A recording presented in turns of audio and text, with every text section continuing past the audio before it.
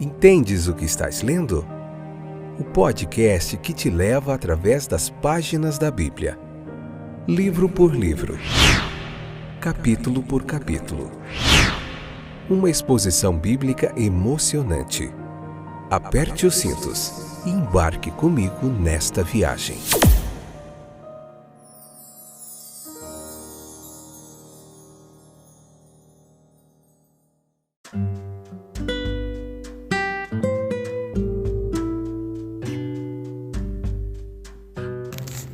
Olá, meus queridos companheiros de viagem através das páginas da Bíblia. Estou de volta para nós juntinhos aprendermos mais da Palavra de Deus. Eu sou o Fábio e estou aqui há quase 3 anos me dedicando a trazer para você ensino bíblico de forma gratuita, porque eu acredito no poder da Palavra de Deus para transformar vidas, transformar corações.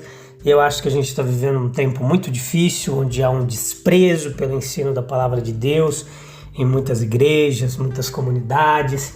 E esse é o meu objetivo aqui, trazer para você mais de 25 anos de aprendizado, de conhecimento para o seu coraçãozinho aí. Tudo bem com vocês?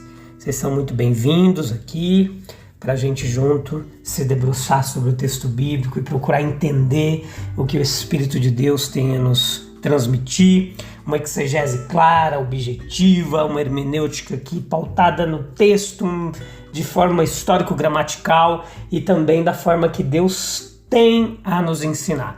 Hoje nós vamos ver Números capítulo 26, episódio de número 558. Nos 2 ou 3 episódios anteriores eu estava errando um pouquinho nas contas aqui dos episódios, mas agora eu acertei. Estamos no episódio de número 558. Essa é a 7ª temporada, onde estamos vendo o livro de Números, capítulo por capítulo. E o que nós vamos ver hoje? Hoje nós vamos falar sobre o segundo censo que foi feito na história de Israel. Por que foi feito, como foi feito, de que forma foi realizado e o que nós aprendemos com tudo isso hoje aplicando em nossas vidas, tá bom? Leia lá Números capítulo 26, versículo 1 ao 62. Esse capítulo será em um único episódio, assim como foi o capítulo 25, tá bom? Então veja que o número daqueles que poderiam ir à guerra em Israel ainda não havia sido determinado. Os filhos, embora herdem as promessas feitas aos pais, eles herdam também, ao mesmo tempo, os serviços que os pais foram considerados indignos de prestar. Então nós podemos deduzir desse repetido censo que Deus deseja que o seu povo, em cada geração, avalie a sua força para a batalha, a sua capacidade.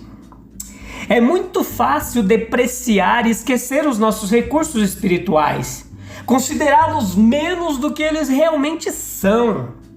Até mesmo um homem como Elias, ele professou ter sido abandonado quando o Senhor sabia que ainda havia em Israel 7.000 que não tinham se curvado a Baal.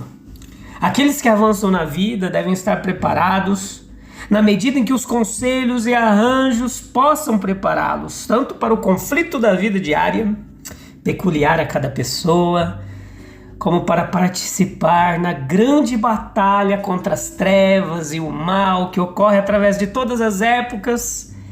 Essa batalha feita sob a liderança do nosso capitão, o próprio Jesus Cristo. Veja que a posse da terra ela teve que ser preparada, versículos 52 e 56. O conflito seria grande, árduo, desgastante, mas certamente terminaria em vitória, pois Deus estava na frente deles.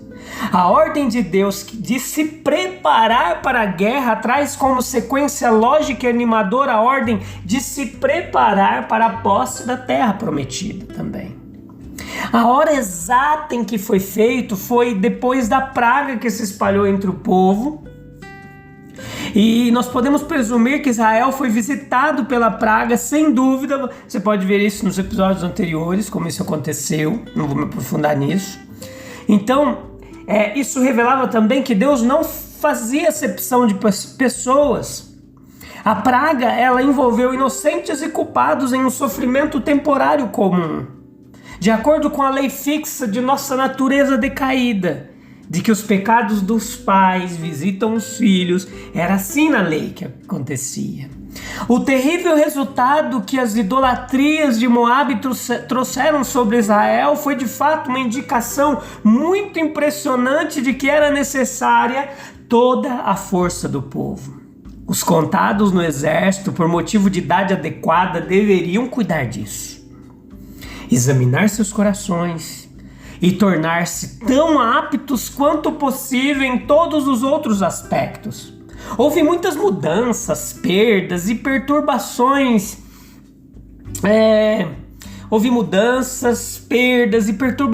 Tristes durante esse período de peregrinação no deserto e de severidade como a punição de Deus caía ali nessa época. Mas cada tribo ela manteve-se distinta. Eles ainda estavam dispostos na mesma ordem ao redor do tabernáculo, considerando do mesmo ponto de vista. Se considerarmos um período, digamos, de 40 anos no curso da Igreja de Cristo, nós encontraremos as seitas que no início do período atuavam, ainda existem no final dela.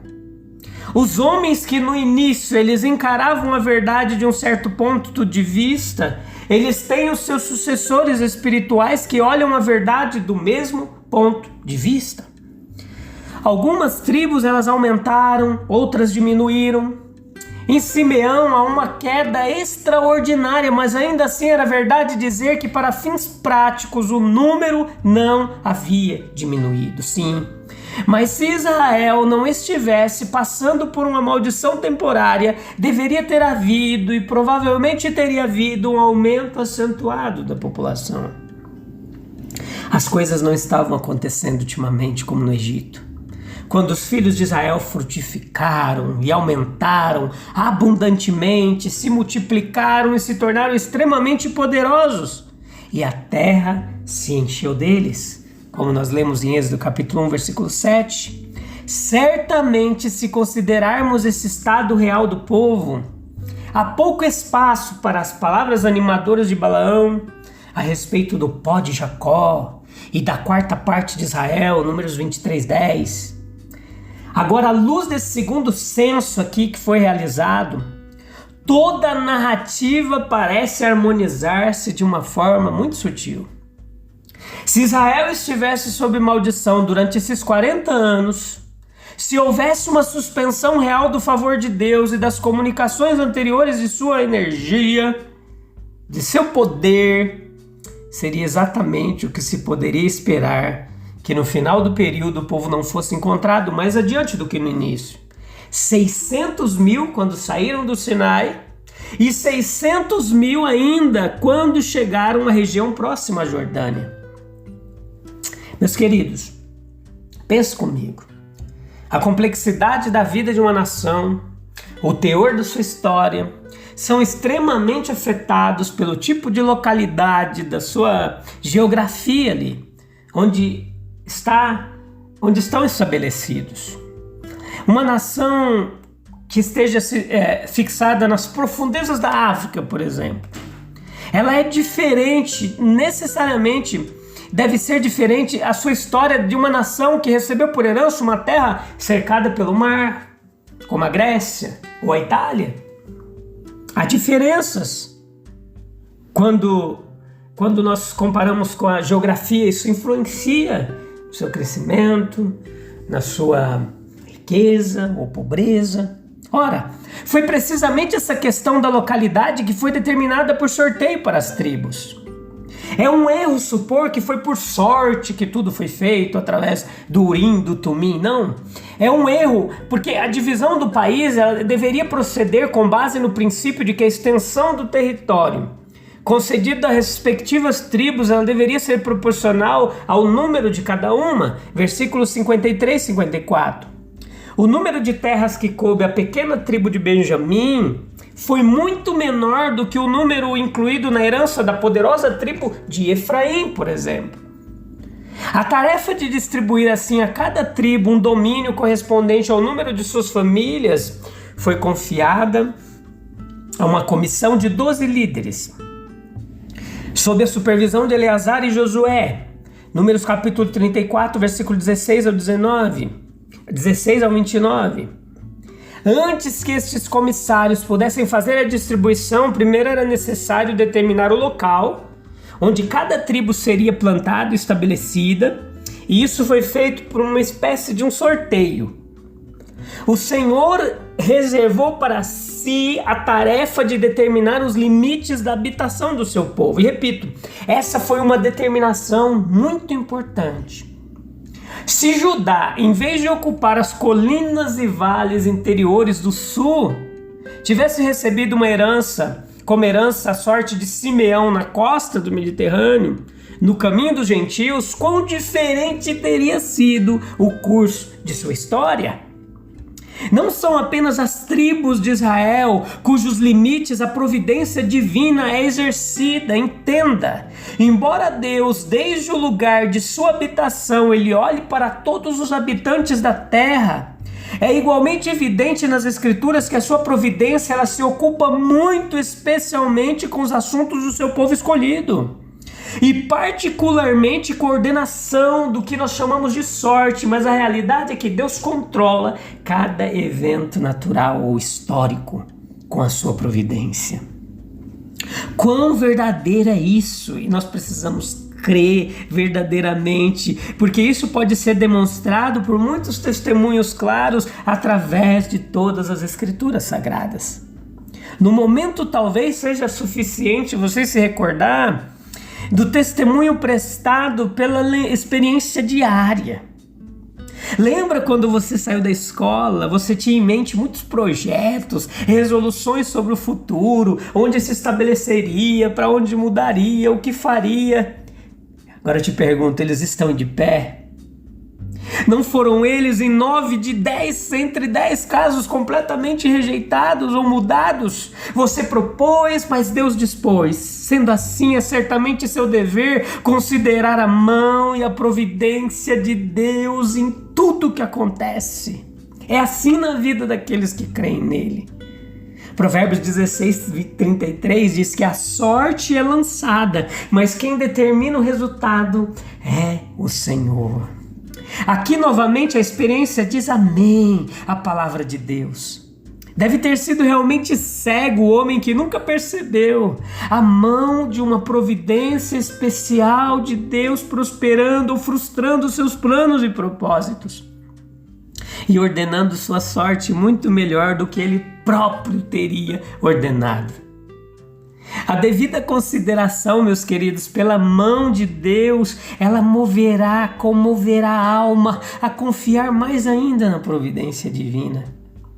Abraão, sabendo de um país que mais tarde receberia como herança, ele partiu com confiança, embora ele não soubesse para onde iria. Isso também devemos fazer. É o fruto e a demonstração adequada da nossa fé. E assim como devemos avançar com fé, também devemos com fé enviar ao mundo aqueles que nos são mais queridos. Não precisamos duvidar que em resposta à oração da fé, o Senhor lhes designará um destino adequado e lhes dará motivos para cantar. Salmos 16:6. A terra que me deste é agradável, que herança maravilhosa. Certas coisas nos surpreendem ao examinar esse segundo censo e compará-lo com o anterior no Sinai, por exemplo. A diferença quanto aos números, as mudanças das tribos, algumas aumentando, outras diminuindo, e em particular a extraordinária diminuição de Simeão chama muito a nossa atenção. Há uma coisa, porém, para a qual se chama especialmente minha atenção. E de fato deve ter sido mantido em vista durante todo o censo, a saber que nenhum dos numerados no censo anterior estava vivo. Passando um helicóptero ali, e aí depois você desconsidera esse barulhinho aí que eu não vou conseguir editar não, tá bom? Me perdoe, mas não tenho controle sobre os céus. Então vamos voltar para cá, vamos finalizar aqui.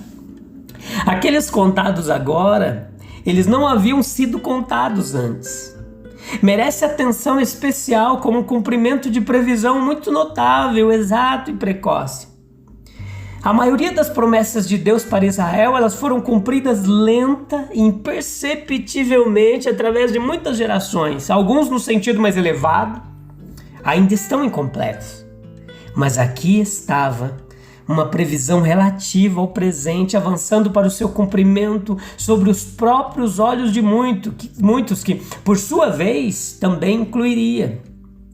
Certamente deve ter sido falado muitas vezes nas tendas de Israel. E aqui estava outro propósito ao qual o censo serviu. Qual é? Mostrar de forma clara, impressionante, que a previsão havia sido cumprida. A realização teve seu lado sombrio e seu lado brilhante. Foi uma prova impressionante de que as penalidades que Deus atribui ao pecado, Ele pode cumprir em toda a sua extensão. Todos morreram, exceto Caleb e Josué. As coisas aconteceram exatamente como Deus disse que aconteceriam. Sendo as própriras pessoas testemunhas. Se alguém numerado no censo anterior ainda estiver vivo, exceto Caleb e Josué, deixai-o dar um passo à frente. Poderiam ter dito Moisés e Eleazar, mas todos ficaram em silêncio no mistério de uma morte peculiar. Olhando corretamente, foi muito reconfortante e inspirador para Israel e para Canaã. Com uma prova tão maravilhosa do poder de Deus em suas mentes. O que Deus fez no caso específico dessa geração, Ele pode fazer em qualquer dos filhos dos homens. Às vezes nós falamos muito sobre o valor de uma constituição saudável, da prudência de atender às leis de saúde, tomar os meios que possam preservar a vida até uma idade avançada, mas embora essas considerações não devam de fato ser negligenciadas, a vontade de Deus também deve ser tida em conta, pelo menos como uma possível força reguladora no termo de cada vida humana. Ele pode ter alguma razão própria de peso para encurtar ou alongar, o que anulará tanto a prudência de alguns quanto a imprudência de outros. Não nos cabe dizer que Ele realmente interfere em todos os casos, como fez tão claramente com os homens dessa geração condenada. Basta nos sentir que Ele tem poder para fazê-lo se quiser. Temos aqui um apenas. Dentre muitas evidências encontradas nas Escrituras de que Deus mantém a morte completamente sob controle. Ele pode nos manter longe de seu alcance desde que lhe pareça bom. Ele também pode permitir que caiamos em suas garras se assim seus próprios propósitos forem melhor atendidos. Eles são muito mais importantes do que os artifícios e os desejos que surgem dos nossos corações egoístas, ignorantes e inexperientes. Reflita comigo, meu querido. Que lição, qual nós podemos extrair do fato de que esse segundo censo incluiu uma geração diferente daquela contada anteriormente? Destacando que as promessas divinas foram executadas fielmente ao longo das gerações. Considere a referência à diminuição de Simeão, outras mudanças nas tribos. Como nós podemos aplicar esses ensinamentos das flutuações da vida, das variações de uma nação, à nossa própria compreensão da história e dos planos divinos em nossas próprias vidas pessoais? Vamos orar? Para a gente finalizar? E eu te encontro no próximo episódio, tá bom? Se Deus quiser, sem falta. Calme o coraçãozinho. Busque um lugar em silêncio. Se você puder, feche os olhos e vamos falar com Deus. Senhor, toda vez que nós refletirmos sobre o segundo censo, a jornada do povo de Israel, nos guia para compreendermos a profundidade da sua providência e a importância de confiarmos plenamente nos seus planos e propósitos e providência. Mesmo diante das mudanças, das circunstâncias, dos desafios e das batalhas de nossas lutas diárias. Em nome de Jesus, nos ajuda a crer que Tu tem todas as coisas sob controle, as mínimas as grandes, as médias, tudo. O Senhor tem sob controle. Amém. A gente volta no próximo episódio. A gente se encontra para continuar meditando na palavra de Deus, tá bom? Deus abençoe. Até lá. Tchau.